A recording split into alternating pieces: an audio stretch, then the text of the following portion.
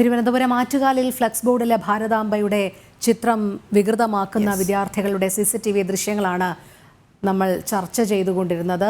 വിനീഷാണ് വിവരങ്ങൾ നൽകിയത്. ഇപ്പോൾ ഈ വിഷയത്തിൽ പ്രതികരിക്കുന്നതിനായി ഹിന്ദു ഐക്യവേദി സംസ്ഥാന അധ്യക്ഷൻ ശ്രീ RV ബാബു നമ്മോടൊപ്പം ചേരുന്നുണ്ട്. ശ്രീ RV ബാബു, തിരുവനന്തപുരം ആറ്റുകാലിൽ ഭാരതാംബയുടെ ചിത്രം വികൃതമാക്കുന്ന മതപഠന വിദ്യാർത്ഥികളുടെ CCTV ഫുട്ടേജാണ് ഇപ്പോൾ ജനം TVക്ക് ലഭിച്ചിരിക്കുന്നത്. വലിയ രീതിയിലുള്ള ആശങ്ക ഉളവാക്കുന്നുണ്ട്. കാരണം ചെറിയ കുട്ടികളാണ്, വിദ്യാർത്ഥികളാണ്. ഇവർ എന്തിനാണ് ഭാരതാംബയുടെ മുഖം ഇത്തരത്തിൽ വികൃതമാക്കുന്നത് എന്നുള്ള ചോദ്യമാണ് ഉയരുന്നത്. എന്തായാലും പൂന്തുറ പോലീസ് കേസെടുത്ത് അന്വേഷണം ആരംഭിച്ചിട്ടുണ്ട്. പക്ഷേ ഇതിന് ഈ വിദ്യാർത്ഥികളിലേക്ക് നയിച്ച മാനസികാവസ്ഥ, അല്ലെങ്കിൽ ഈ വിദ്യാർത്ഥികൾക്ക് ഇത് ചെയ്യാനുണ്ടാകുന്നൊരു പ്രേരണ എന്തുകൊണ്ടാണ് എന്നാണ് താങ്കൾ കരുതുന്നത്?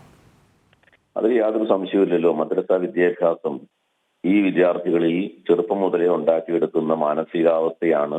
ആ മാനസികാവസ്ഥയെ തുടർന്നുണ്ടാകുന്ന പ്രതികരണമാണ് വിദ്യാർത്ഥികൾ ഈ ഭാരതാംബയുടെ ചിത്രം കാണുമ്പോൾ കാണിക്കുന്നത്.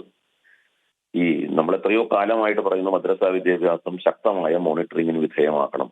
ഈ മദ്രസ വിദ്യാഭ്യാസത്തിലൂടെ കുട്ടികളില് ഒരു തരത്തിൽ മറ്റ് മതസമൂഹങ്ങളോടും രാഷ്ട്രത്തോടുമൊക്കെ എന്ത് വികാരമാണ് സൃഷ്ടിക്കുന്നത് എന്നതിനെ സംബന്ധിച്ച് വലിയ തോതിലുള്ള ആശങ്കകൾ പലരും ഇതിനു മുമ്പ് പങ്കുവച്ചിട്ടുണ്ട്.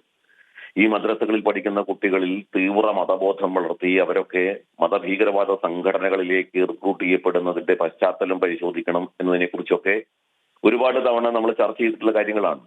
അപ്പോ അവരുടെ ഈ തരത്തിൽ മനസ്സിൽ ഭാരതത്തെ കുറിച്ച് കേൾക്കുമ്പോൾ, ഭാരതാംബ എന്ന ഒരു ചിത്രം കാണുമ്പോൾ ഒക്കെ ഉള്ളിൽ തെളിയുന്നത്, അല്ലെങ്കിൽ അവർ വലിയ കടുത്ത ഒരു തരത്തിൽ മതവിദ്വേഷം ജനിക്കുകയാണ്. ഇത് രാഷ്ട്രത്തിനെതിരായിട്ടുള്ള, നാടിന്റെ സംസ്കാരത്തിനെതിരായിട്ടുള്ള ഒരു തരത്തിൽ പറഞ്ഞാൽ ഒരു നീക്കമാണ്. ആ കുട്ടികൾ ചെറുപ്പം മുതലേ ആ രാഷ്ട്രത്തിനെതിരായി ചിന്തിക്കാനും നാടിനെതിരെ പ്രവർത്തിക്കാനുമുള്ള ഒരു മനോഭാവം അവരുടെ ഉള്ളിൽ ആരാണ് സൃഷ്ടിക്കുന്നത്? മദ്രസയാണെങ്കിൽ മദ്രസ, അതല്ലെങ്കിൽ മറ്റേതെങ്കിലും സംഘടനയാണോ എന്നുള്ളതിനെ കുറിച്ച് ആലോചിക്കേണ്ടതാണ്. പോലീസ് വെറുതെ ഒരു കേസ് ചാർജ് ചെയ്തിട്ട് കാര്യമില്ല. ഈ കുട്ടികൾക്ക് എന്ത് വിദ്യാഭ്യാസമാണ്, ആരാണ് ഈ കുട്ടികളിൽ ഇത്തരത്തിലുള്ള ഒരു മനോഭാവം ഉണ്ടാക്കുന്നത് എന്നതിനെ കുറിച്ച് ഗൗരവമായിട്ട് അന്വേഷിക്കണം. അതിന്റെ പിന്നിൽ പ്രവർത്തിച്ച ആളുകൾ, അവരുടെ അധ്യാപകരാരാണ്, അവരുടെ സിലബസ് എന്താണ്, ഈ വിഷയത്തെക്കുറിച്ചൊക്കെ വ്യക്തമായിട്ട് അന്വേഷിക്കണം. എന്നാൽ മാത്രമേ ഇതിനൊരു ശാശ്വതമായ പരിഹാരം ഉണ്ടാവൂ. ഇത് കേരളത്തിൽ ആണ് മറ്റ് സംസ്ഥാനങ്ങളിലുള്ളതിനേക്കാൾ വലിയ തോതിൽ ഇത്തരത്തിലുള്ള പ്രവർത്തനങ്ങൾ ഇപ്പോൾ കണ്ടുവരുന്നത്. ഹൈന്ദവ സംസ്കാരത്തെയും ഹിന്ദു മാനബിന്ദുക്കളെയും, രാഷ്ട്ര മാനബിന്ദുക്കളെ, നമ്മുടെ ദേശീയതയുടെ മാനബിന്ദുക്കളെ, സംസ്കാരത്തിന്റെ മാനബിന്ദുക്കളെയൊക്കെ തുടർച്ചയായി ഇത്തരത്തിലുള്ള എതിരായിട്ട് ഉള്ള പ്രവർത്തനവും പ്രചരണവും അപമാനിക്കലും ഒക്കെ തുടർച്ചയായി നടന്നുകൊണ്ടിരിക്കുന്നത് കേരളത്തിലാണ്. കേരളം ഈ പറയുന്ന രീതിയിൽ ഒരു രാഷ്ട്രവിരുദ്ധ ശക്തികൾക്ക് എല്ലാവിധ സപ്പോർട്ടും പിന്തുണയും അതേപോലെ ഒത്താശയും ചെയ്തു കൊടുക്കുന്ന ഒരു സംസ്ഥാനമായിട്ട് ആണ് മുഴുവൻ ഭാരതത്തിൽ അറിയപ്പെടുന്നത്. നമുക്ക് അങ്ങേയറ്റം നാണക്കേടാണ് ഈ സംഭവം ഉണ്ടാക്കിയിരിക്കുന്നത്.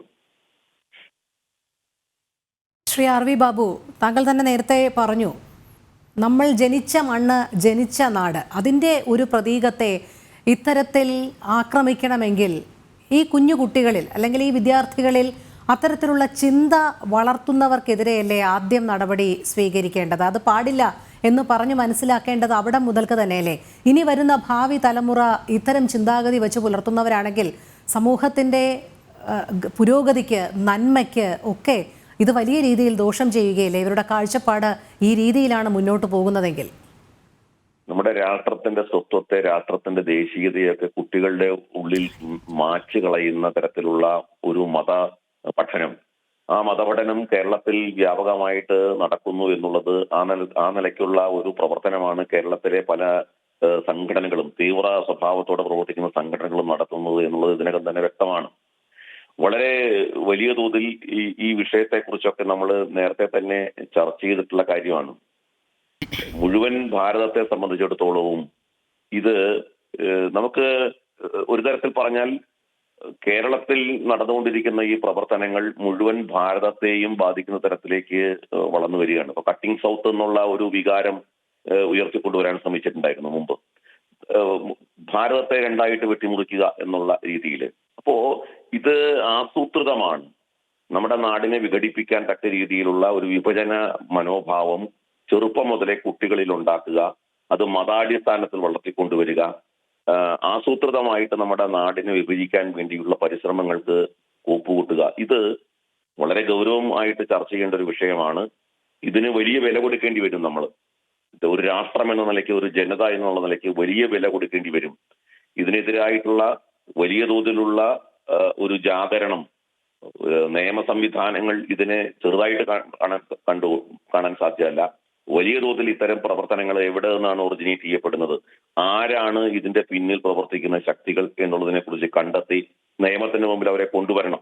ജനിച്ച നാടും പെറ്റമ്മയും സ്വർഗത്തെക്കാൾ മഹത്തരമാണ് എന്ന് പഠിപ്പിക്കുക ആ ഒരു നാട്ടിൽ ഇവിടെ സ്വന്തം നാടിനെ അപകീർത്തിപ്പെടുത്തുക, സ്വന്തം നാടിന്റെ പൈതൃകത്തെ അപകീർത്തിപ്പെടുത്തുക എന്നുള്ളത് ഒരു ഹരമായി കൊണ്ട് നടക്കുന്ന ഒരു വിഭാഗം ആളുകൾ അവരുദ്ദേശിക്കുന്നത് ഈ നാടിനെ തകർക്കാനാണ്, ഈ നാടിനെ ശിഥിലമാക്കാനാണ്, ഒരു മതരാജ്യമാക്കി ഈ രാഷ്ട്രത്തെ മാറ്റാൻ വേണ്ടിയിട്ടുള്ള പരിശ്രമമാണ്. ചെറുപ്പം മുതലേ കുട്ടികളിൽ ഈ ഒരു വിഷം കുത്തിവെച്ച് ഈ രാഷ്ട്രത്തിനെതിരെ ചിന്തിപ്പിക്കുന്ന തരത്തിൽ അവരെ വളർത്തിയെടുക്കുന്നത് ഏത് മതപഠനമായാലും ഏത് മതകേന്ദ്രമായാലും അത് അടച്ചുപൂട്ടേണ്ട സാഹചര്യമുണ്ടെങ്കിൽ അതിന് അടച്ചുപൂട്ടുക തന്നെ വേണം. അത്തരം സംഘടനകളെ നിരോധിക്കപ്പെടേണ്ടതാണെങ്കിൽ നിരോധിക്കപ്പെടണം. യാതൊരു സംശയമില്ല, രാഷ്ട്രവിരുദ്ധ ശക്തികൾക്ക് ഒരു നിമിഷം പോലും ഈ നാട്ടിൽ ജീവിക്കാൻ അവസരം ഉണ്ടാക്കുന്നതിന് ഒരു സർക്കാരും കൂട്ടുനിൽക്കാൻ പാടില്ല. അതെ, വളരെ നന്ദി ശ്രീ ആർ വി ബാബു പ്രതികരിച്ചതിന്.